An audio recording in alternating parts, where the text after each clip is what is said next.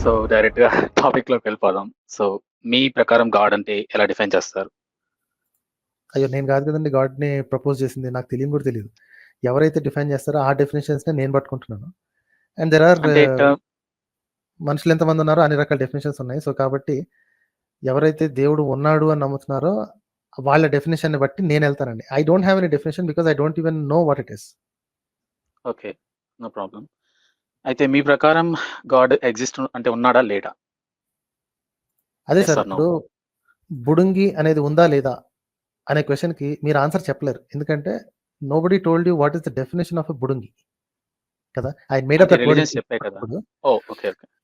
Yeah! రిలిజియన్స్‌లో చెప్పాను కదా! ఎన్ని రిలిజియన్స్ ఉన్నాయి అన్ని రకాల డెఫినిషన్స్ ఉన్నాయి. అందుకనే ఎవరైతే అడుగుతున్నారో వారి యొక్క డెఫినిషన్ నేను అడుగుతానన్నమాట. ఇప్పుడు నేను ఒక కొత్త వర్డ్ ఇప్పుడే తయారు చేసి బుడుంగి అనేది ఉంది అని అనుకోండి. మీరు అడుగుతారు బుడుంగి అంటే ఏంటి అని ఫస్ట్ సరే అడుగుతారు కదా! డిఫైన్డ్ వర్డ్ అడుగుతాను. సరే హిందూ రిలిజియన్ ప్రకారం పరబ్రహ్మం అనేది ఉందా? లేదా? మీ ఒపీనియన్ ప్రకారం? ఓకే. హిందూ రిలిజియన్ ప్రకారం అంటే ఏ పుస్తకంలో రాసినది ప్రతి ఒక్క పురాణంలో ఒకసారి విష్ణు తయారు చేశాడు అని ఉంది. ఒకసారి శివుడు తయారు చేశాడు. ఒకసారి బ్రహ్మ తయారు చేశాడు. ఇంకోసారి పరమాత్ముడు తయారు చేశాడు. ఇంకో పుస్తకంలో కృష్ణుడు తయారు చేశాడు. So which book are you పరబ్రహ్మమే కదా! రిఫరింగ్? అన్ని ఫార్మ్స్‌లో ఉండేది. ఒక్కొక్క కల్పంలో ఒక్కొక్క పురాణం. సో బేసిక్‌గా అదే పరబ్రహ్మమే కదా! సో పరబ్రహ్మంకి ఉన్న ఆహ్, ప్రాపర్టీస్ కొన్ని చెప్పండి. పరబ్రహ్మం సగుణ పరబ్రహ్మ అని మనం తెలుసుకోగలం. అంటే మనం ఫిజికల్ రెల్మ్‌లో ఉన్నాం కాబట్టి ఫిజికల్ రెల్మ్‌లో అట్రిబ్యూట్స్ తెలుసుకోగలం. ఇది కాకుండా ఇదేది లేనప్పుడు ఉన్న పరబ్రహ్మాన్ని మనం నిర్గుణ పరబ్రహ్మం అంటారు, అది తెలుసుకోలేము. ఇప్పుడు ఈ ఫిజికల్ రెల్మ్‌లో ఉన్న మనం సగుణ పరబ్రహ్మం అంటే ఏం చెప్పొచ్చు? క్రియేటివ్ పవర్, తర్వాత ఎగ్జిస్టెన్స్, కంట్రోలింగ్ ఎవ్రీథింగ్, తర్వాత ఇదంతా నడిపిస్తుంది ఎవరో అతనిగా చెప్పొచ్చు బేసిక్‌గా నాకు తెలిసిన ప్రకారం. ఓకే. సో ఈ సగుణ, నిర్గుణ ఈ 2 ప్రాపర్టీస్‌ని పక్కన సెపరేట్‌గా డీల్ చేద్దాం. First okay. నిర్గుణ పరబ్రహ్మం మీరు సగుణ పరబ్రహ్మం యొక్క ప్రాపర్టీస్ మీరు ఒక 3 ఇచ్చారు. రైట్? Creative yeah! అబిలిటీ ఒకటి, ability to maintain and ability to destroy. Okay. అదే ఇది maintain, already sustain and destroy. Yeah! So ఇవి త్రిమూర్తిలాగా. యాహ్! ఇవి సగుణ పరబ్రహ్మం యొక్క ప్రాపర్టీస్ అని చెప్పారు. ఓకే. బానే ఉంది. యాహ్! నిర్గుణ పరబ్రహ్మం యొక్క ప్రాపర్టీస్ ఏంటి? నిర్గుణ పరబ్రహ్మం అంటేనే వితౌట్ ఎనీ అట్రిబ్యూట్స్. నిర్గుణం. నిర్ అంటే సాంస్క్రిట్‌లో నిల్ అని వస్తది కదా! ఆ type. Understood. Beyond so attributes. So transcendental. Attributes ఏమిటో తెలియకుండా ఒకటి ఉంది అని ఎలా అనుకుంటున్నాము? How did we come to that attribute conclusion? Attributes ఉన్న వరల్డ్‌లో ఉన్న మనకి అట్రిబ్యూట్స్‌తో ఉన్న దేవుడు, ఫర్ ఎగ్జాంపుల్ మనం భగవద్గీతలో కృష్ణుడిని తీసుకుంటే అట్రిబ్యూట్స్ ఉన్న పరబ్రహ్మం వచ్చి అట్రిబ్యూట్స్ లేని పరబ్రహ్మం గురించి చెప్పింది. సో అట్రిబ్యూట్స్ లేని పరబ్రహ్మాన్ని ఎలా డిస్క్రైబ్ చేస్తారు? అసలు ప్రాపర్టీసే లేవు కదా! How can you describe something describe which చేయట్లేదు హాస్ కదా! Zero property? ఓహ్! డిస్క్రైబ్ ఎలా ఉందో చేయట్లేదా? అలా ఉందని డిస్క్రైబ్ చేయట్లేదు కదా! వొకాబులరీ పరంగా అదొక వర్డ్. అది అది కూడా మనం చెప్పాలి కాబట్టి చెప్తాం. అంతే తప్పితే దానికి ఒక ఎగ్జాక్ట్ ఇండిఫైన్డ్ కదా! ఆ వర్డ్ మీనింగే ఇండిఫైన్డ్ అని. సో అన్‌డిఫైన్డ్ అంటే ఏముందక్కడ? ఇప్పుడు నాకు తెలీదు అన్న వర్డ్‌ని నిర్గుణ పరబ్రహ్మం అంటున్నారు. అనుకోవచ్చా? తెలీదు బికాజ్ అన్న బోత్ వర్డ్ అంటలేదు. హ్మ్. ఎందుకంటే both have the same effect అనిపిస్తుందండి. ఇప్పుడు నాకు తెలీదు అన్నా మీరేం ప్రాపర్టీస్ చెప్పక్కర్లేదు. నిర్గుణ పరబ్రహ్మ అని చెప్పినా సరే మీరే ప్రాపర్టీస్ చెప్పక్కర్లేదు. Both have the same effect outcome. Right? So మ పోనీ మనకి దాన్ని పక్కన మనకొక పెట్టేసేయండి. ఓకే. నిర్గుణాన్ని పక్కన పెట్టేసేయండి. We cannot define, we cannot talk about it. So we both don't I don't have to trust it because మీరు నాకు ఏ ప్రాపర్టీస్ ఇవ్వట్లేదు కాబట్టి. So let's come to the saguna Parabrahma. Okay. Yeah! Creative ability అన్నది ability to create the universe. ఇది ఒక ability. ఆ సగుణ పరబ్రహ్మ యొక్క ఎబిలిటీ. ఓకేనా? యాహ్! ఓకే. ఆహ్, ఈ ప్రాపర్టీ సగుణ పరబ్రహ్మ అనే ఒక పర్సనాలిటీకి ఉంది అని మనుషులకి ఎప్పుడు ఎలా తెలిసింది? మన టైమ్ లైన్‌లోనా? లేకపోతే స్క్రిప్చరల్ టైమ్ లైన్ ప్రకారమా మీరడిగేది? ఎనీ టైమ్ ఫస్ట్ టైమ్ ఎవరైతే అకార్డింగ్ టు పుస్తకాలు scripture hmm. According to scriptures ఏంటంటే, ఇది ఎప్పటినుంచో వస్తూ ఉంది. మనం ఈ విధంగా ఉన్నాం. మనకి ఈ విధంగా కమ్యూనికేషన్ ఉంటది. దర్శనం అని ఉంటది కదా! లైక్ హ్మ్. వేదాల్లో వాక్కుల్ని దర్శించడం. ఆ టైప్‌లో ఉంటది. బ్రహ్మదేవుడు లేదా కృష్ణుడిలాగా వచ్చి డైరెక్ట్ ఇంటరాక్షన్స్. ఇలా హ్మ్. చాలా విధాలుగా ఉంటదనమాట. అంటే ఒక స్పెసిఫిక్ స్క్రిప్చర్ గాని, ఒక స్పెసిఫిక్ కాకుండా అన్నిట్లో కూడా కామన్‌గా ఉండేదిది. ఓకే. బ్రహ్మ, సో, దేవుడు, త్రిమూర్తులు. యాహ్! సో మీ స్క్రిప్చర్స్ అని మీరన్న వర్డ్ ఏదైతే ఉందో, ఆ స్క్రిప్చర్స్ అన్నీ రాసింది లేదా రిసైట్ చేసింది మనుషులే కదా! రిసైట్ ఇన్ ద సెన్స్ అంటే ఇప్పుడు ఫర్ ఎగ్జాంపుల్ భగవద్గీత బుక్ ఉందనుకోండి. అది తీసి అంటే చదవటమనా? లేదంటే అసలు అది ఫస్ట్ రాసిందనా? అంటే రెవల్యూషన్ అండి. ఇప్పుడు ప్రతిదీ ఫస్ట్ రాసి లేదు కదా! మనకు తెలిసిందే సాంస్క్రిట్‌కి అంటే లిపి తర్వాత మీరు వచ్చింది. అడిగేది నాకు స్టార్టింగ్‌లో లేదు. అర్థమైంది. మీరు అడిగేది నాకు అర్థమైంది. ఏంటంటే మీరు చెప్పేది అంటే ఇప్పుడు ఫర్ ఎగ్జాంపుల్ యానిమల్స్ అయితే భగవద్గీత లేదా ఖురాన్, బైబిల్ చదవవు కదా! ఇదంతా హ్యూమన్ లెవెల్‌లోనే జరుగుతుంది. యెస్. అదే. సో, స్క్రిప్చర్స్ అన్నీ కూడా హ్యూమన్స్ ఆహ్, రిసైట్ అన్నా చేశారు లేదా తర్వాత కూర్చొని రాసారు. One of these things have అదే. Happened. Both these things have happened. అదే లైక్ ఏదైనా ఫస్ట్ బేసిక్‌గా హ్యూమన్స్‌తో జరిగింది. హ్మ్. హ్యూమన్స్ వల్ల జరిగింది. హ్యూమన్స్‌కి ఇంటరాక్షన్ అన్నమాట ఇది. Okay. Very good. Very good. So, ఆ హ్యూమన్‌కి తప్పు రాసుకునే అవకాశం ఉందా బై మిస్టేక్? అది ఎందుకంటే కరెక్టింగ్ మెకానిజం ఇంకో మనిషి లేరు కదా! ఇప్పుడు మీరు నేను ఉన్నామనుకోండి. మీకొక్కడికే యాహ్! పరబ్రహ్మ అనుష్ఠించి మీకు ఇగో ఫలానా జరిగింది నేనిలా చెప్తున్నాను. ఇప్పుడు వ్యాసుడు ఉన్నాడనుకోండి, సారీ సూత మహర్షి ఉన్నాడనుకోండి మోస్ట్ పురాణాల్లో.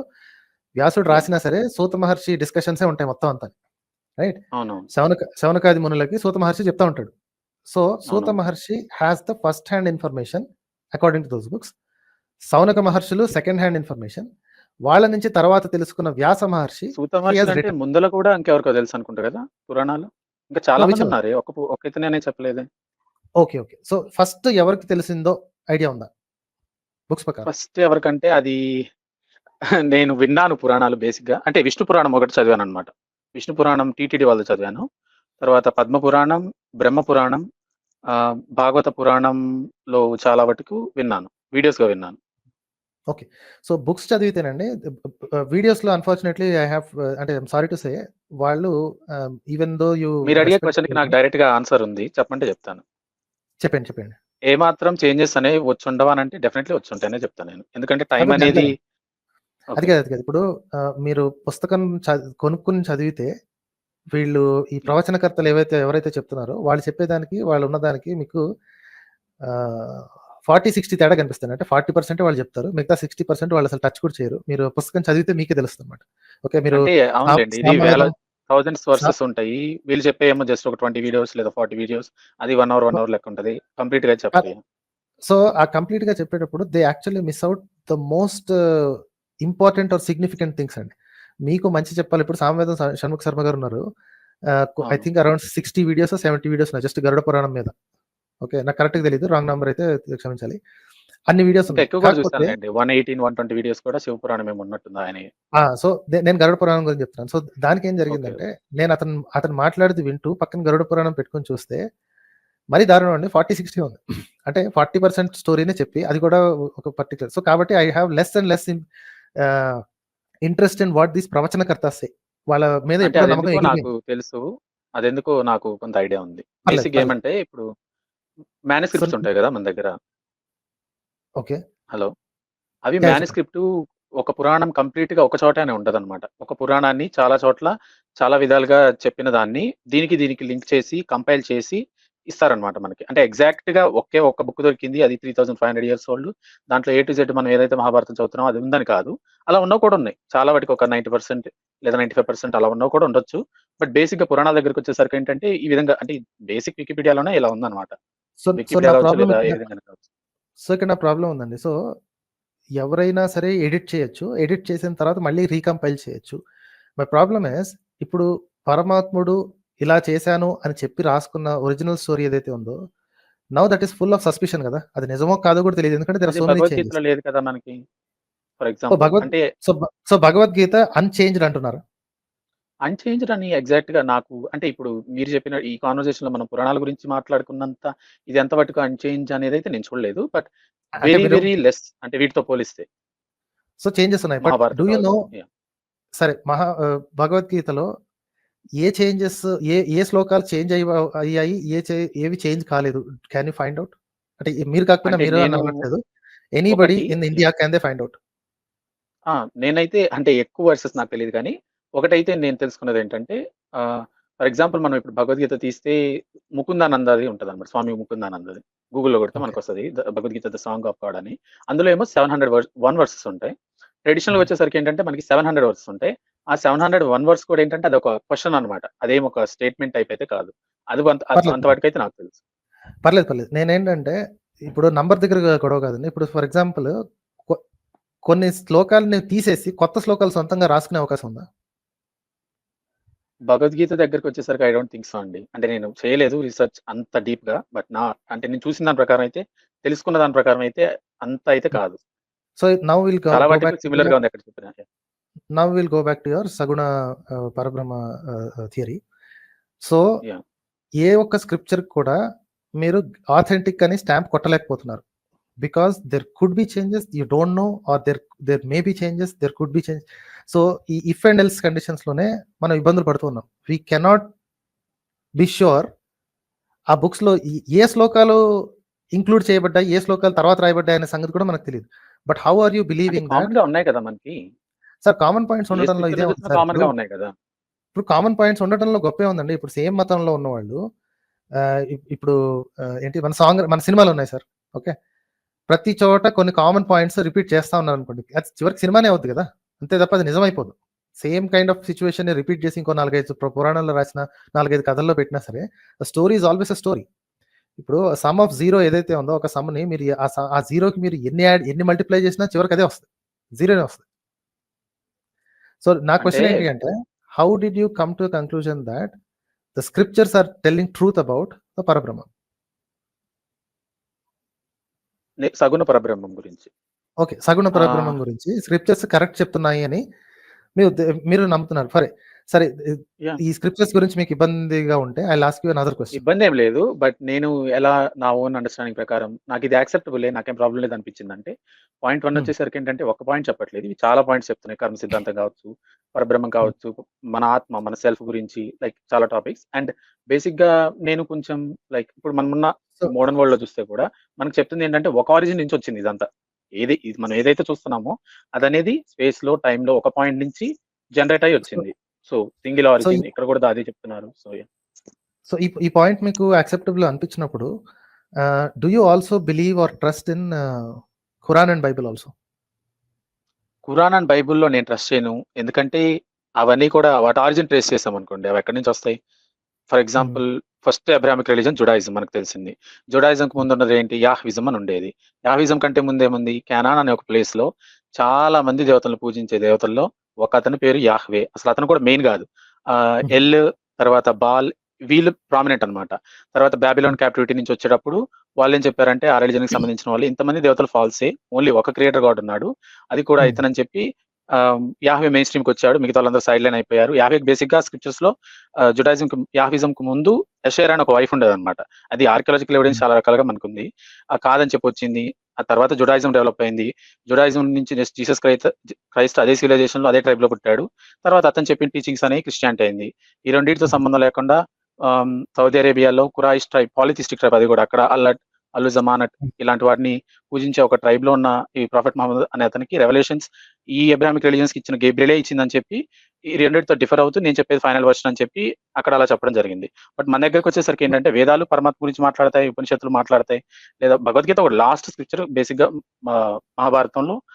దీని తర్వాత లాస్ట్‌లో ఇంక ఉద్ధవ గీత. ఇది తర్వాత వార్ జరిగిద్ది. లాస్ట్ ఇంక ఉద్ధవ గీత. అంతటితో బేసిక్‌గా ఈ సో అవతారాల చాప్టర్ క్లోజ్ అవుద్ది.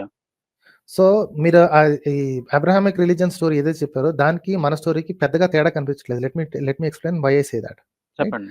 ఇప్పుడు కొన్ని చోట్ల కొన్ని పురాణాల్లో విష్ణు క్రియేట్ చేశాడు ఈ ప్రపంచం అని ఉంటుంది. ఇంకో చోట శివుడు క్రియేట్ చేశాడు అని ఉంటుంది. ఇంకో చోట కృష్ణుడు క్రియేట్ చేశాడు అంటాడు. ఇంకో చోట నేనే పరమాత్మని అంటాడు. ఇంకో చోట బ్రహ్మ క్రియేట్ చేశాడు అంటాడు.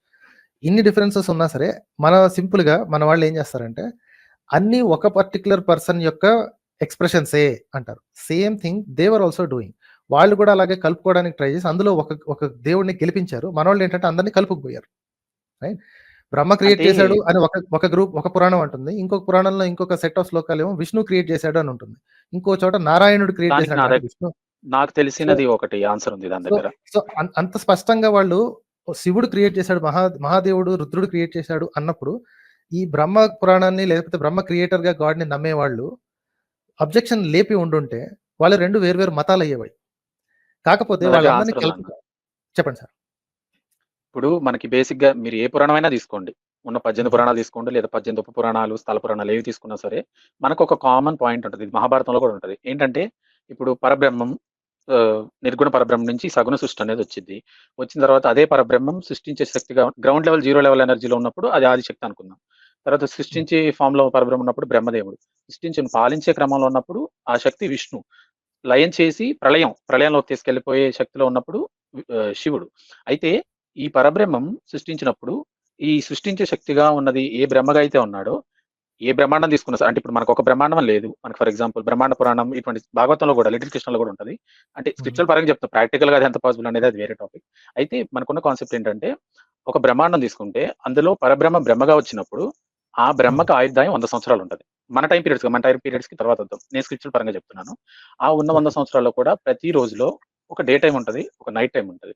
డే టైమ్‌ని హ్మ్. కల్పం అంటారు. నైట్ టైమ్‌ని ప్రళయం. తర్వాత రోజు మళ్ళా డే టైమ్ కల్పం, నైట్ సరే. టైమ్ ప్రళయం. ఈ డే టైమ్స్ ఏవేవైతే ఉన్నాయో అది ఒక్కొక్కసారి పరబ్రహ్మం ఒక్కొక్క రూపంలో మొదలుపెడతాడు. అందుకే మనకి ఈ ఓకే. విధంగా 18 పురాణాస్ ఉన్నాయని స్క్రిప్చర్స్ చెప్తున్నాయి. నాకర్థమైంది సార్. నేను అడిగేదేంటంటే లెట్స్ గో టు దాన్నేమంటారు? ఒక పర్టిక్యులర్ చాప్టర్ భగవద్గీతలోకి వెళ్దాం. మీరు నాకు దీన్ని ఎక్స్‌ప్లెయిన్ చేసి పెట్టండి.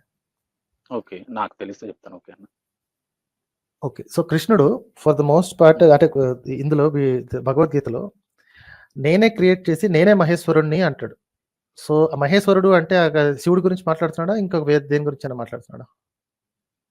నేనే క్రియేట్ చేశాను, నేనే మహేశ్వరుడు అంటే ఇప్పుడు ప్రెజెంట్ మనకున్న కల్పాన్ని శ్వేతవరాహ కల్పం అంటారు. ఈ కల్పానికి సంబంధించిన ఏమంటారు పురాణం ఏదైతే ఉందో అది విష్ణు పురాణం నాకు తెలిసినంత వరకి. ఈ విష్ణు సో, పురాణం ప్రకారం ఏంటంటే ఈ కల్పం అంటే బ్రహ్మకు ఉన్న ఈ 50 రోజుల్లో మనం ఉన్న ఈ డే టైము విష్ణు నుంచి మొదలైంది. అందుకని చెప్పి ఆ విధంగా సో, చెప్తా ఉండొచ్చు. ఈ కల్పనలో గురించి ఉన్న గ్రంథాలే ప్రామాణికం. మిగతా గ్రంథాలకి ప్రామాణికత లేదు. అంతేనా? ప్రామాణికత లేదని కాదు. బట్ అవేంటంటే వేరే టైమ్ లైన్స్ గురించి చెప్తున్నాయి. ఇది ప్రీవియస్ టైమ్ లైన్స్ గురించి సో, లేదా కమింగ్ క్రియేషన్స్ గురించి. వాటి గురించి మనం పట్టించుకోవాల్సిన పని లేదు గాని because it has nothing to do with us గదా! ఈ కల్పనలో మనం బతికున్నాం గాబట్టి, మనకి ఈ కల్పన పాత కల్పనలన్నీ అవి ఒక ఏంటి మన పెద్దమ్మ కథల్లాగే ఉండిపోతాయి తప్ప they don't have any use for us. Right or wrong? అవి ఇండివిడ్యువల్ చాయిస్. అంటే బేసిక్‌గా ఇంట్రెస్ట్ ఉంటే నేర్చుకోండి. ఇంట్రెస్ట్ లేదు నాకు ఇదే కావాలి ఇవే అది individual choice in my opinion. Okay. Okay. నాకు ఈ ఒక్క శ్లోకానికి కొంచెం ఎక్స్‌ప్లెయిన్ చేసి పెట్టండి. ఇంకొకటా? ఇదండి. ఇది కొంచెం జూమ్ చాప్టర్ చేయరా? నంబర్ అంటే 9. నేను 2 టాబ్స్ ఓపెన్ నేను చూస్తాను. I'll maximize this. Okay. Chapter number 9 verse number 11 అండి. కొంచెం చదువుతారా? అంటే నేను 2 టాబ్స్ ఓపెన్ నే చేస్తున్నానన్నమాట. ఓకే. స్ప్లిటప్‌లో సారీ. నేను నా సాకార మనుష్య రూపంలో అవతరించినప్పుడు మూఢులు నన్ను గుర్తించలేకున్నారు. సకల భూతములకు మహేశ్వరుడనైన నా వ్యక్తిత్వం యొక్క దివ్యత్వం వారికి తెలియదు. అంటే అవతారం ఎత్తినప్పుడు ఇతను మనిషిగా వచ్చాడు అని చెప్పి చెప్తారు. నా యొక్క అసలు దివ్యమైనది తెలీదు అని చెప్పి చెప్తున్నారు. అయితే మనం అదే భగవద్గీతలో ఇదేమంటారు సారీ విరాట్ రూపం, విశ్వరూపంలో మనకి శివుడు, రుద్రుడు అందరూ కనిపిస్తున్నారు. దాని అర్థం బేసిక్‌గా పరబ్రహ్మే ఆ రూపంలో ఉందని. ఓకే. సో, సో, ఆయనే పరబ్రహ్మంగా మాట్లాడుతున్నారు లేదా పరబ్రహ్మే ఆయనగా మాట్లాడుతున్నారు. కృష్ణుడు ఇలా మాట్లాడుతున్నాడంటారు. కృష్ణుడే విష్ణు, కృష్ణుడే మహేశ్వరుడు, కృష్ణుడే పరబ్రహ్మ, కృష్ణుడే బ్రహ్మ ఎవ్రీథింగ్. యాహ్! అంటే ఒకటే ఇన్ని రకాలుగా కనిపిస్తుంది. ఒక మట్టి నుంచే మట్టి కుండలు లేదా పిక్చర్స్ ఎన్ని రకాలుగా ఓకే. ఉంటదో, అదే విధంగా ఒక పరబ్రహ్మ ఇన్ని రకాలుగా. ఫర్ ఎగ్జాంపుల్ మనకి ఓకే. చందోగ్య ఇది యాహ్! ఇది ఇది బిలీఫే తప్ప దీన్ని మీరు ఎవిడెన్స్‌గా తీసుకుంటున్నారా? ఇది మీ నమ్మకం కింద తీసుకుంటున్నారా? నమ్మకం కిందకి నేను తీసుకుంటున్నా. Yes, I do believe. నేను నమ్ముతాను. ఎందుకంటే ఓకే. బిలీఫ్ లేకుండా మనం అసలు ప్రపంచం నడవదు బిలీఫ్ లేకుండా. ఒక పేరెంట్‌ని ఒక ఫాదర్‌ని కిడ్స్ సో, ఎందుకు నమ్ముతారు? కిడ్స్ ఫాదర్ ఎందుకు నమ్ముతారు? లేదా నో ఒంటరిగా ప్రాబ్లమ్. వదిలిపెట్టొచ్చిన వైఫ్‌ని ఎందుకు నమ్ముతారు? బిలీఫ్ మీదే ఎళ్ళిద్ది కాబట్టి I do believe in my no, civilization అది అండ్ బిలీఫ్ కాదు. గాడ్స్. యాహ్! అది బిలీఫ్ కాదండి. That's actually trust. You have 2 different words for it. Oh! Telugu అంటే లాంగ్వేజ్‌కున్న ప్రాబ్లమ్ డిఫరెన్స్ అది. ఏంటో ఇఫ్ యూ ట్రస్ట్ అండ్ బిలీఫ్‌కి డిఫరెన్స్ చెప్తానండి. ఏంటంటారు? ట్రస్ట్ అండ్ బిలీఫ్‌కి చెప్తానండి. తెలుగులో నమ్మకం అనే ఒకే ఒక పదం ఉందండి. విశ్వాసం అనే పదానికి అది సాంస్క్రిట్ వర్డ్ అది. దానికి కూడా సేమ్ ఎగ్జాక్ట్ మీనింగ్. హ్మ్. నమ్మకం, విశ్వాసం 2 ఒకటే తెలుగులో. ఓకే. ఓకే. ఇంగ్లీష్‌లో ట్రస్ట్ అండ్ ఫెయిత్ అని 2 వర్డ్స్ ఉన్నాయి. ఓకే. ఫెయిత్ అనేది మీకు ఎవిడెన్స్ ఉందా? లేదా? అనేది అప్రస్తుతం. గుడ్డిగా నమ్మేయటమే. ఓకే. ట్రస్ట్ అనేది ఇట్ ఈస్ ఎర్న్డ్, సంపాదించుకుంటే వచ్చింది. ఎలా సంపాదించుకుంటాం అనేది కూడా నేను చెప్తాను. ఓకే. రేపు సూర్యుడు ఉదయిస్తున్నాడు అనేది మీ బిలీఫ్ కాదు, మీ ఫెయిత్ కాదండి. You trust it because it has been repeating over and over and over again and it has earned your trust. ఆ particular concept it has earned your trust. Okay. మీరు road cross చేసేటప్పుడు red signal పడినప్పుడు మిగతా వాళ్ళందరూ ఆగుతారు అనేది మీ trust, మీ ఫెయిత్ కాదు. ఓకే. ట్రస్ట్ ఎందుకంటే రేర్‌గా జరగొచ్చు. ఎవడో ఒకడు సిగ్నల్ జంప్ చేద్దాం అని చెప్పి మిమ్మల్ని గుద్దేయొచ్చు. But for the most part అర్థమైందండి. You trust it because you know exactly what will happen. You have experience of it and you know what happens if they don't follow the rules. ఫెయిత్‌కి అంటే అసలు ఆ exactly requirement it will లేదండి. Happen కాదు. I think exact wording ఏముండాలంటే usually it happens అన్నట్టు. అంటే మనది ఏది ఎగ్జాక్ట్‌లీ. ఎగ్జాక్ట్‌గా చెప్పలేం. In my so opinion. కాబట్టి ఫ్యూచర్‌ని ఎవ్వడు ఎప్పుడు ప్రెడిక్ట్ చేయలేండి. ఓన్లీ మ్యాథమెటిక్స్ తప్ప ఇంకా ఏ ఒక్క దానికి ఫ్యూచర్ ప్రూఫ్ లేదు. ఓకే. So yeah! ఫెయిత్‌కి, ట్రస్ట్‌కి ఉన్న తేడా అదే. ఫెయిత్‌కి నిజానిజాలతో సంబంధం లేదండి. All religions want faith. Faith లేకుండా రిలిజియన్ అనేది బతకదు. ట్రస్ట్ తోటి బతికేది ఏంటంటే మానవ సంబంధాలు, ఫిజికల్ లాస్ ఇవన్నీ ట్రస్ట్‌తో బతుకుతాయి. మీకు రేపు మరి ఈ పొద్దున్న రిలిజియన్ ఎందుకు బతుకుందంటారు? ఫెయిత్ ఫెయిత్ అదే ట్రస్ట్ లేకుండా. ఫెయిత్ అండి. ఎవిడెన్స్ అక్కర్లేదు కదా! ఎందుకు ఫెయిత్ గుడ్డిగా ఉంచుకోవాలనుకుంటున్నారు? మనుషులకి ఫెయిత్ కంఫర్ట్ ఇస్తదండి. It has no use actually. కానీ కంఫర్ట్ ఇస్తది. అందుకని యూజ్ చేసుకుంటున్నారు. సో ఇప్పుడు కంఫర్ట్ చూడండి ఇవ్వడం కూడా ఒక యూజే కదా!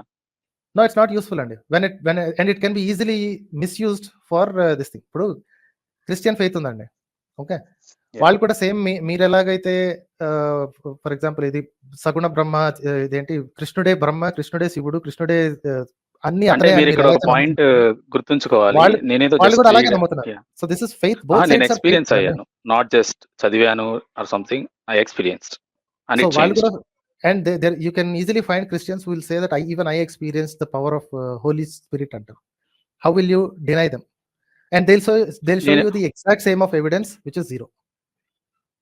అటువంటి వాటిని మనం డినై చేయలేము కానీ ఎందుకంటే అది ఇండివిడ్యువల్ ఎక్స్‌పీరియన్స్. వాళ్ళ బాడీలోకెళ్ళి మనం వాడు నిజంగా ఎక్స్‌పీరియన్స్ చేసాడని మనం చూడలేం. బట్ ఇఫ్ దే హ్మ్. ఆస్క్ మీ నీదెందుకు కరెక్ట్, నాదెందుకు రాంగ్ అంటే I have my reasons. Like నేనేం చెప్తాను. ఇది నా సివిలైజేషన్. నేను దీనిలో ఈ విధంగా ఈ ఫెయిత్ సిస్టమ్స్ ఉన్నాయి. ఇవి నాకు ఈ విధంగా మొరాలిటీ ఇచ్చిద్ది. వర్కౌట్ అయిద్ది. మా యాన్సెస్టర్స్ బిలీవ్ అయ్యారు. Different places named after and so development religion ఏ విధంగా డెవలప్‌మెంట్ అనేది చూస్తే కంపేర్ చేస్తే లైక్ ఇందాకలా ఆల్రెడీ సో మీ చెప్పినట్టు I have my reasons. So మీ నమ్మకానికి జియోగ్రఫీ కారణమండి. మీరు ఇక్కడ పుట్టారు కాబట్టి ఈ అది కూడా మీ ఫ్యామిలీలో పుట్టారు కాబట్టి ఎందుకంటే మీరు ట్రెడిషనల్‌గా క్రిస్టియన్ ఫ్యామిలీలో పుట్టారనుకోండి. You'd be talking to me about Jesus. And if you were born in a Muslim family you'd be talking to me about Quran and the hadith. అంటే అది మనకు అండ్ తెలీదు గదా! For so example Muslims so కాబట్టి ఏథిస్ట్‌లుగా మారినోళ్ళు గూడా ఉన్నారు. ఎగ్జాక్ట్‌గా చెప్పలేం. No problem. కాకపోతే అదే మనం అంతా ఇప్పుడు ఎగ్జాక్ట్స్ గురించి మాట్లాడట్లేదు కదా! It's all about probabilities. Because you are అంటే బోర్న్ హియర్. జనరల్‌గా అయితే అంతే. అది స్ట్రాంగ్ రీజన్ కాదు కదండీ. సో ఇప్పుడు రీజనింగ్ ఉండి మీరు నమ్ముతున్నారంటే ఒక పద్ధతి. మీరిక్కడ పుట్టాను కాబట్టి నేనిక్కడ పుట్టాను కాబట్టి నేనిది నమ్మాల్సొస్తుంది అని అది అన్నారంటే one that's a of the week reason reasons కదా! అంటే అది that's not the whole reason. It's one of the many right sir. Reasons. So దాన్ని పక్కన పెట్టేసేద్దాం. అది వీక్ రీజన్ కాబట్టి దాన్ని పక్కన పెడతాం. Let's talk about the strong reasons. Okay. Yeah! How is the faith అంటే ఫెయిత్ అనేది డిఫరెన్స్ ఎలా ఉంది? ఇప్పుడు మీరనే నమ్మకానికి ఒక క్రిస్టియనో, ఒక ముస్లిమో అనే నమ్మకానికి ఆ రెండిటికి ఉన్న తేడా ఏంటి? హ్మ్. మీ ఉద్దేశ ప్రకారం why are they wrong and why are you correct? For example. For example చూస్తే ఎటర్నల్ హెల్ కావచ్చు, ద టైప్ ఆఫ్ మొరాలిటీ ఇలా ఓకే. ఉన్నాయి కొన్ని టాపిక్స్. పర్లేదు. ఇప్పుడు హెల్ గురించి మాట్లాడుకున్నాం అనుకోండి. Even yeah! The hell described in Hinduism was also is pretty disgusting and the same way improbable as other religions.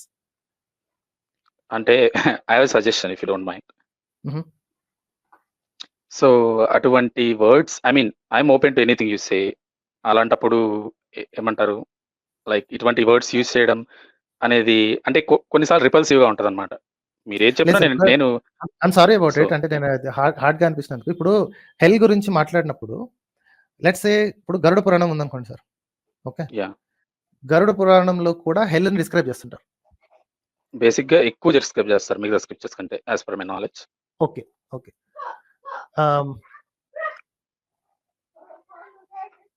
Garuda hello! పురాణంలో ఉన్న డిస్క్రైబ్ చేసిన హెల్. చెప్పండి. ఓకే. గరుడ పురాణంలో డిస్క్రైబ్ చేసిన హెల్ గురించి మీకిప్పుడు చూపిస్తాను. Let's see that. Okay. So అంటే ఇది సింపుల్‌గా చెప్పేయండి. లైక్ అంటే ఓకే. Like yeah! అంటే నా ఉద్దేశం ప్రకారం మళ్ళీ స్క్రిప్చర్స్ కనిపించలేదనుకోండి మళ్ళీ డౌట్‌లొస్తాయి కదా! సో ఇప్పుడు ఇప్పుడు నేను ఫర్ ఎగ్జాంపుల్ మీరిప్పుడు చెప్తున్నారు. రికార్డింగ్ మళ్ళా చూస్తాము. అప్పుడు మళ్ళా ఇంకో ట్యాబ్ ఓపెన్ చేసి చూడొచ్చు ఏమైంది? నెక్స్ట్ ఇంకోసారి స్పేస్‌లో వచ్చినప్పుడు అన్న ఇలా చెప్పారు కదా! ఇలా ఉందని చెప్తాం. ఏముంది అందులో? Okay. No problem. Okay. So ఈ చాప్టర్ నంబర్ 3లో గరుడ పురాణం బుక్‌లో చాప్టర్ నంబర్ 3లో ది డిస్క్రిప్షన్స్ ఆఫ్ హెల్స్ అన్నమాట. ఓకే. సూత మహర్షి, గరుడ అనే క్యారెక్టర్ ఈ 2 మాట్లాడుకుంటుంటాయి. Okay. And they keep talking about different types of నరకాలు. ఓకే. రౌరవ నరకం, మహారౌరవ నరకం అని there are so many descriptions of it. The principal hell is Raurava నరకం. The person who tells lies and gives falls evidence goes to this hell. Okay. హుహు. వీళ్ళు డిస్క్రిప్షన్స్‌తో సహా ఇస్తున్నారండి. Raurava is 2000 yojanas in measurement. There is a knee deep pit difficult to cross. ఇవన్నీ ఇక్కడ రాసున్నాయండి. యోజనానాం సహస్రే ద్వే రౌరవేహి ప్రమాణతః. Okay. So హుహు. స్పష్టంగా సాంస్క్రిట్‌లో ఉంది. ఇప్పుడు ఇది నేను చెప్పింది కరెక్టా కాదా అనేది మీరు తర్వాత రిఫర్ కూడా చేసుకోవచ్చు. Descriptions okay. ఆఫ్ హెల్ అనే చాప్టర్లో ఇది ఉందన్నమాట. సో ఎవరో చూసొచ్చి చెప్పినట్టే ఎంత స్పష్టంగా చెప్తున్నారు, it is levelled up to the ground by heap of burning coal, ground there is well heated by fire, servants of Yama leave the sinner there in the middle, burnt by burning fire, he runs helter skelter, every step in his foot is burning, day and night he moves there, lifting and putting his feet, there he left 1,000 yojanas, for the purgation of remaining sins he goes to other hells. అంటే బేసిక్‌గా torture బావుందంటారు అంతేనా? So అలా ఇలా కాదండి, ఇది పెద్ద chapter ఉంది, చాలా ఖతర్నాక్ ఇదనమాట. ఇంకొక హెల్ పేరు ఏంటంటే అతిశీత, ఇది రివర్స్ అనమాట. ఇదేంటంటే రౌరవ నరకం, ఇది అతిశీత నరకం, వెరీ కోల్డ్ అనమాట. సో స్నోతో ఉంటుంది అనమాట, విపరీతమైన స్నో తోటి ఐస్ తోటి ఉంటుంది అనమాట. సో ఇది చదివితే నిజంగానే మీకు భయం వేస్తాడు. అంటే ఇఫ్ యూర్ నేనంటే అకాడమిక్ గా చదువుతాను కాబట్టి నాకు కామెడీగా అనిపిస్తుంది కానీ, but if people who really believe this, వాళ్ళకి నిజంగా తడిసిపోతుంది తెలుసా, లిటరల్లీ తడిసిపోతుంది. సో ఇలాగా రాసుకుని ఉన్నారు కదా. So this is the same thing or pretty similar thing what I find in Quran and Bible also. అంటే చాలా పెద్ద డిఫరెన్స్ ఉంది. ఇక్కడ ఏం చేసి వెళ్తారంటారు అతిశీతలలో? ఏం చేస్తే రాసి అతిశీతలలో ఉంటుంది, వెళ్తారు? రాసి ఉంటుంది ఉండండి, రాసి ఉంటుంది ఉండండి. therein fierce darkness, sinners are tied and left cross. ఇది క్లియర్ గా చెప్పలేదు ఏం చేస్తే వెళ్తారు అని, బట్ దేర్ ఆర్ పోనీలే తర్వాత వస్తాలే, ఇబ్బంది ఏం లేదు. ఓకే. అయితే కానీ అంటే నేను ఇది అడిగిన similar క్వశ్చన్ అన్నారు. ఏంటంటే వాళ్ళు ఒక పర్టికులర్ పద్ధతిలో రాసుకున్నారు, మీరు ఒక అంటే మన వాళ్ళు ఇంకొక పర్టికులర్ పద్ధతిలో రాసుకున్నారు. ఇక్కడ ఏంటంటే అబద్ధం చెప్తే ఆ నరకానికి వెళ్తావు అన్నారు, వాళ్ళు ఏమన్నారంటే మా దేవుడిని నమ్మకపోతే ఆ నరకానికి వెళ్తారు అన్నారు. ఓకే, నరకం కామన్, ఇక్కడ తప్పు చేస్తే నరకం కామన్. ఆ తప్పు ఏంటనేది ఇప్పుడు డిస్కషన్ లో ఉంది. ఒకళ్ళు ఏంటంటే ఒక తప్పు చేస్తే ఇంకో తప్పు చేస్తే. మన దగ్గర కూడా ఇప్పుడు మనోళ్ళ కంటెన్షన్ ఏంటంటే యేసుని నమ్ముకుంటే నరకాన్ని నుంచి కూడా తప్పించుకుంటారు, అల్లా నమ్ముకుంటే ఎన్ని తప్పులు చేసినా సరే తప్పించుకుంటారు, వాళ్ళ నరకానికి ఓన్లీ రిక్వైర్మెంట్ ఒకటే, గుడ్డి నమ్మకంతో వాళ్ళ దేవుళ్ళని నమ్మేస్తే చాలు అని అంటారు. Same thing exist in Bhagavad Gita also. సమస్త పాపహరణం అనే వర్డ్ ఎక్కడి నుంచి వచ్చింది అనేది, అసలు మన దాంట్లో పాపాలని హరించడం ఏంటండి? సేమ్ థింగ్ ఏదో అంటారు కదా, ఏదో అంటారు అంటే ఒక స్పెసిఫిక్ వర్డ్ ఉంటది అనమాట, అన్ని వదిలేసి బిలీవింగ్ ఇన్ జస్ట్ హిమ్, దాన్ని ఏదో అంటారు special word. Same thing in Bhagavad Gita అండి. ఏ పాపాలు చేసినా సరే నన్ను నా శరణాగతి పొందితే నీకు నా దామం ప్రాప్తిస్తుంది. నువ్వు పాపాలు ఏం చేసినా నాకు అనవసరం, పాపాలతో లెక్కలు కూడా మాట్లాడు, నన్ను శరణాగతి పొందితే, నా శరణాగతి చేస్తే డైరెక్ట్ గా చూపిస్తానండి. I try to find out. ఈ లోపు మీరు చెప్పండి, అది నిజంగా ఉంటే is that a good thing or a bad thing? Is that a good thing or a bad thing అంటే ఆనెస్ట్ గా చెప్పాలంటే, యాక్చువల్లీ నేను ఈ క్వశ్చన్ నేను అడిగాను అనమాట. లైక్ ఫర్ ఎగ్జాంపుల్, ఒకడు ఏదో చేశాడు చాలా రకాలుగా, అండ్ లాస్ట్కి వచ్చేసరికి మిగతా అన్ని వదిలిపెట్టి నన్నే పట్టుకొనుండు, నీ పాపాలన్నీ నేను తీసేస్తాను అని చెప్పి మనకు ఒక శ్లోకం కానీ లేదా సమ్ వర్డ్స్ కానీ వచ్చిందనుకో, అలా తీసేసినప్పుడు అంటే మంచిగా బతికినోడికి వాడికి ఒకే లెవెల్లో ఎలా ఉంటుంది అంటే, ఫర్ ఎగ్జాంపుల్ ఒకడు ఎక్కువ సీజ్ చేయకుండా మంచిగా బతికాడు, వీడు వచ్చేసరికి సీజ్ చేశాడు బట్ లాస్ట్లో వచ్చేసరికి శరణాగతి చేశాడు అనుకోండి, అప్పుడు వాడికి వీడిని ఒకే లెవెల్లో కూర్చోబెట్టడం అనేది ఎంతవరకు కరెక్ట్ అని అంటే ఈ క్వశ్చన్ నాకు వచ్చింది. లైక్ ఫర్ ఎగ్జాంపుల్ డైలమా టైప్లో నాకు అనిపించింది ఏంటంటే, ఇతని వల్ల ఎవరైతే ఇబ్బంది పడ్డారో, ఫర్ ఎగ్జాంపుల్ ఇతర ఎవరన్నా ఏదైనా చేసి ఉండొచ్చు, అటువంటి వారికి జస్టిస్ ఏమన్నా చేస్తాడేమో. అంటే నా పాయింట్ అర్థమైందా? అంటే ఏమో అనడానికి మన దగ్గర ఇది లేదండి. We don't have the authority to question Bhagavad Gita. నాకు తెలిసింది చెప్తున్నాను. నేను అన్ని 108 ఉపనిషత్తులు, 2 ఇతిహాసాలు, 18 పురాణాలు చదివానని చెప్పట్లా. అంటే మనకు అలాంటివి ఉన్నాయి బేసిక్ గా. అంటే స్క్రిప్చర్స్ కామన్ గా అలాంటి కొన్ని పాయింట్స్ చూడొచ్చు. ఓకే, సో ఫర్ ఎగ్జాంపుల్ ఒక రాజు చాప్టర్ 8 లో చూద్దామండి. చాప్టర్ 5 లో ఓకే, ఇది I try to show it you. మీకు ఇది కనిపిస్తుంది కదా, చాప్టర్ 5. ఓకే, చాప్టర్ 5 8-9 శ్లోకాలు, కర్మ సన్యాస యోగం 8-9 శ్లోకాలు. ఓకే, ఇందులో ఇతను 5th చాప్టర్ 8 and 9 కర్మయోగంలో దృఢ సంకల్పంతో స్థితులై ఉన్నవారు చూస్తున్నప్పుడు, వింటున్నప్పుడు, స్పృశిస్తున్నప్పుడు, వాసన చూస్తున్నప్పుడు, కదులుతున్నప్పుడు, నిద్రిస్తున్నప్పుడు, శ్వాసక్రియలప్పుడు, మాట్లాడుతున్నప్పుడు, విసర్జిస్తున్నప్పుడు, స్వీకరిస్తున్నప్పుడు, కనులు తెరుస్తూ మూసుకున్నప్పుడు చేసేది నేను కాదు అని ఎల్లప్పుడూ భావింతురు. ప్రాకృతిక ఇంద్రియములు. నాకు ఒకటి గుర్తొచ్చింది, ఇఫ్ యు డోంట్ మైండ్. అయితే ఈ క్వశ్చన్ అంటే ఈ క్వశ్చన్ కి ఆన్సర్ నాకు ఇంతకు ముందే ఉంది, బట్ ఐ ఫర్గాట్, గుర్తు రాలేదు టైంకి, బట్ ఇప్పుడు చెప్తుంటే గుర్తొచ్చింది. అయితే మనకి ఒక కాన్సెప్ట్ ఉంది హిందూయిజంలో, ఏంటి చేసేది అంటే బాధలైనా, కష్టాలైనా, ఎమోషన్స్ అయినా, సుఖాలైనా, ఏదైనా కూడా అవి ఉండేది దేనికంటే ఏమంటారు ఆత్మ కాదు శరీరానికి ఉంటాయి. అంటే నన్ను ఎవరైనా ఇబ్బంది పెట్టాలంటే నా శరీరాన్ని ఇబ్బంది పెట్టగలరు గానీ, నా ఆత్మని ఇబ్బంది పెట్టవు. ఆత్మ దేన్ని అంటుకోదు. అనే కాన్సెప్ట్ ఈ ఇందాక మనం ఒక టాపిక్ గురించి మాట్లాడుకున్నాం. దానికి యాప్ట్‌గా ఉంటదనేది నా ఫీలింగ్. అంటే శరీరంతో చేశాము. శరీరంతో చేసినవి పోతాయి. ఆత్మ అనేది పరబ్రహ్మం కాబట్టి తనలో ఐక్యం చేసుకోవడమో ఏదో వర్డ్స్ అంటే ఇప్పుడు మనం స్పెసిఫిక్ మాట్లాడుకున్న వర్డ్స్. ఓకే. దీని ద్వారా నష్టపోయిన వాళ్ళని యాహ్! నాకొచ్చిన డౌట్ ఈ శ్లోకం మీదేనండి. ఇప్పుడు చేసేది నేను కాదు. ఇక్కడ నేను అంటే నా ఆత్మ చేయట్లేదు, నా శరీరం చేస్తుంది అనా? అహా! ఈ ఈ దీన్ని ఇదంటారు. రాంగ్ ఐడెంటిఫికేషన్ అంటారు గదా! సరే సార్. ఈ రాంగ్ శ్లోకంలో ఐడెంటి ఈ శ్లోకంలో పర్టిక్యులర్‌లీ మీరు చెప్పిన holy Bhagavad Gita or the song of God నాకర్థం అదే తీశాను. నాకర్థమైంది. సో, నా నాకర్థమైంది. క్వెషన్ ఆన్సర్ ఏంటంటే ఏంటంటే ఏ పని చేస్తున్నా పెద్ద లిస్ట్ ఇచ్చాడు కదా! ఏ పని చేస్తున్నప్పుడు కూడా చేసేది నేను కాదు అని ఎల్లప్పుడూ భావింతురు. ప్రాకృతిక ఇంద్రియం వల్లే వాటి విషయంలో కదులుతున్నట్టు దివ్య ఆధ్యాత్మిక జ్ఞానంతో గ్రహిస్తారు. తెలివైన వాళ్ళు చేసే పని ఇదే అంటున్నాడు. చేసేది నేను కాదు అని అంటున్నారు కదా! అర్థమైంది. అంటే ఇప్పుడు అంటే ఆన్సర్ చేసేది ఉంది ఎవరు? నా దగ్గర. ఇప్పుడు జరిగేది చేసేది ఎవరు చెప్పండి? చేసేది అంటే ఇది ఉంది గదా! 'కార్తికేయ2' సినిమాలో అలాగా 'నాహం కర్త హరిహి కర్త' అని.